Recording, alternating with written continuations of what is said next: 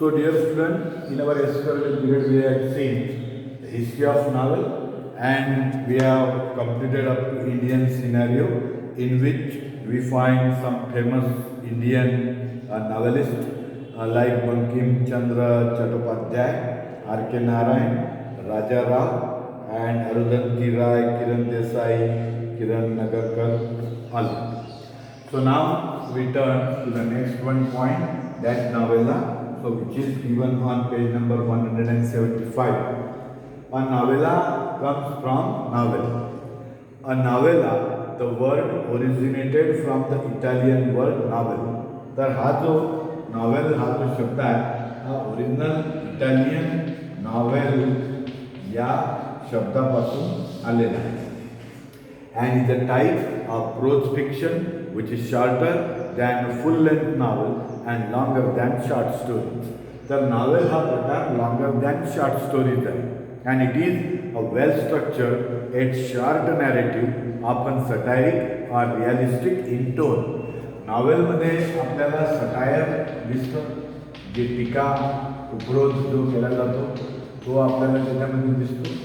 त्याचबरोबर ते रिअलिस्टिक असतं, म्हणजे त्याच्यामध्ये वास्तविकता जी आहे का त्याचं रेखाटन जे आहे ते त्याच्यामध्ये केलं जातं. It usually focuses on one incident or issue with one or two main characters and take place at a single tradition. नॉवेलमध्ये काय असतं का एखाद्या वन इन्सिडेंटवर किंवा एखाद्या वन इश्यूवर ते सुरुवात होते आणि त्याच्यामध्ये 2 किंवा 3 मेन कॅरेक्टर्स जे आहे ते असतात. And some of the famous novellas in English are, इंग्लिशमध्ये काही फेमस जे नॉवेल्स आहेत त्याची नावं खाली दिलेली आहे. पहा, the heart of darkness by Joseph Conrad, the turn of the screw by Henry James, Billy Budd by Herman Melville, death in Venice by Thomas Mann, seize the day by Saul Bellow and pearl by John Steinbeck. Then elements of novel, म्हणजे elements of novel म्हणजे कादंबरीचे जे घटक आहेत ते. There are 6 elements essential of novel or novella. 6 आवश्यक घटक आहे का ज्याचा उपयोग त्या नॉवेलमध्ये केला जातो. All these factors may be related to one another in the work by an author and it is also interrelated with each other, का ज्यांचा एकमेकांशी संबंध असतो. जो पहिला घटक फॅक्टर्स त्याच्यामध्ये दिलेला आहे वो आहे थीम. थीम काय ज्याला आपण म्हणतो त्याचा सब्जेक्ट किंवा विषय. Theme is the central idea in the novel which can be expressed in a nutshell.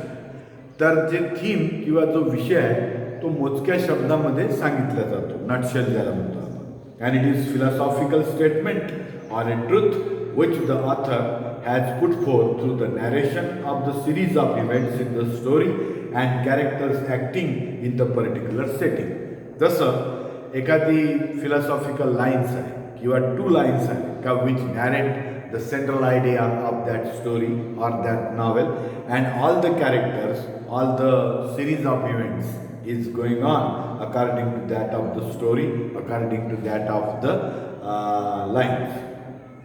Then second one आहे त्याचा वाला प्लॉट.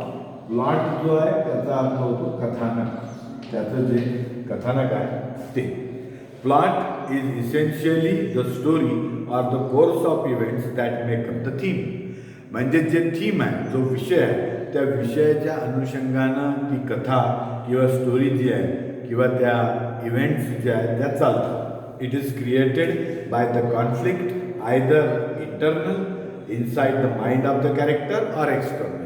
आणि हे जे स्टोरी चालते याच्यामध्ये एक्सटर्नल आणि इंटरनल मनाची जी अंतर्गत आणि बाह्य अवस्था आहे, जेही काही मनोविकार आहे त्यांची राईट वन कॉम्बिनेशन त्याच्यामध्ये असतं. And plot may be simple one plot or complex consisting the interweaving of many subplots. आणि याचं जे कथानक आहे ते वन प्लॉट सिंगल असू शकतं किंवा कधी कधी ते इंटरव्ह्यूइंग ऑफ मेनी सब प्लॉट्स त्याच्यामध्ये असू शकतात. त्याच्यानंतर थर्ड वन जो आहे वो आहे कॅरेक्टर.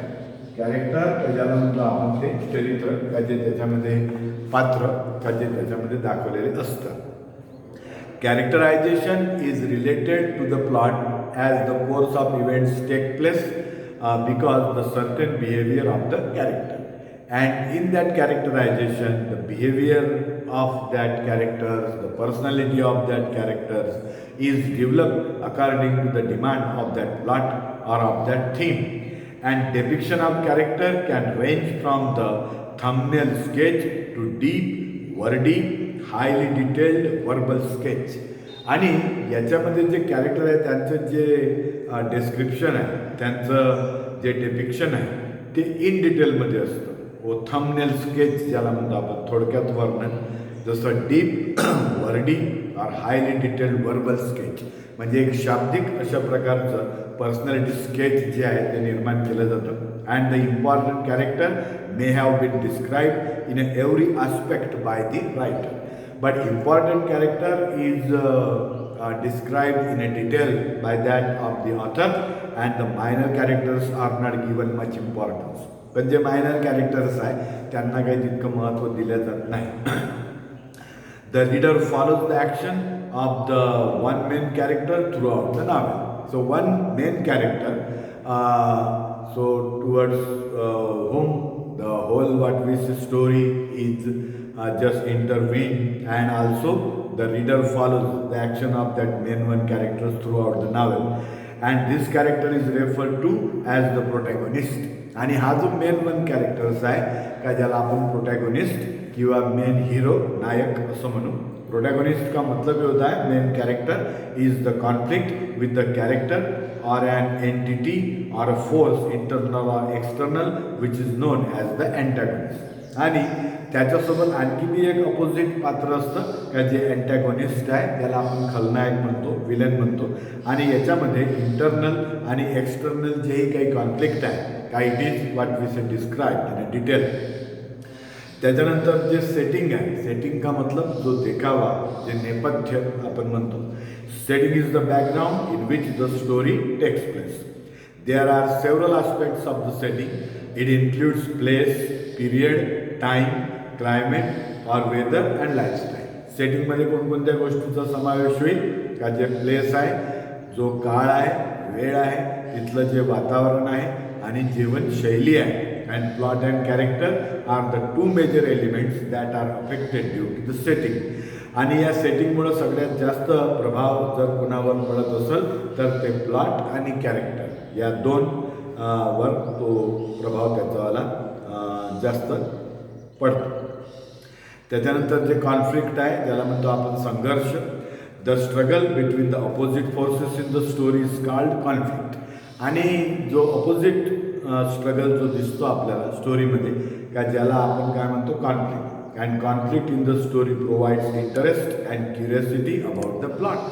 कारण का जर कॉन्फ्लिक्ट असेल तरच वाचकांची त्याच्याबद्दलची क्युरियोसिटी, उत्सुकता जी आहे ती वाढीस लागते. अँड लँग्वेज अँड स्टाईल, आणि त्याची जी शैली आहे, त्याची जी भाषा आहे ती कशी आहे. The language and the techniques used by the author for the narration of the course of the event is known as the style. म्हणजे कशी लँग्वेज त्यानं ते नॅरेशनमध्ये वापरली आहे तर त्याला म्हटलं जातं त्याची स्टाईल किंवा शैली. An author can use extensive vocabulary and high phrases, or he may be a laconic and would write only to the point, or he may mix both according to the requirement for meeting his purpose. आता या शैलीमध्ये एक तर लेखक काय करेल, extensive वोकॅब्युलरीचा वापर करेल, विस्तृत अशा भाषेचा शब्दांचा वापर करेल, हाय फ्रेजेसचा वापर करेल, किंवा तो लॅकॉनिक म्हणजे लिमिटेड मोजक्या शब्दांमध्ये आपली गोष्ट किंवा आपला पॉईंट मांडण्याचा प्रयत्न करेल, किंवा कधी कधी मिक्स्ड करेल का मीटिंग द पर्पज, त्याचा उद्देश साध्य करण्यासाठी. He may use linguistic devices to make the narrative effective. आणि जे त्याला सांगणं आहे त्याच्यासाठी तो लिंग्विस्टिक डिव्हायसेसचा सुद्धा वापर करेल. All this factors decide the texture of narration and create an impact on the readers. आणि हे सगळं एक टेक्स्चर, एक जसं विणकाम असतं त्याच्यासारखा तो प्रकार आहे का ज्याचा पूर्ण वाचकांवर, रीडरवर एक इम्पॅक्ट किंवा प्रभाव जो आहे या लिखाण शैलीचा तो पडेल. ओके.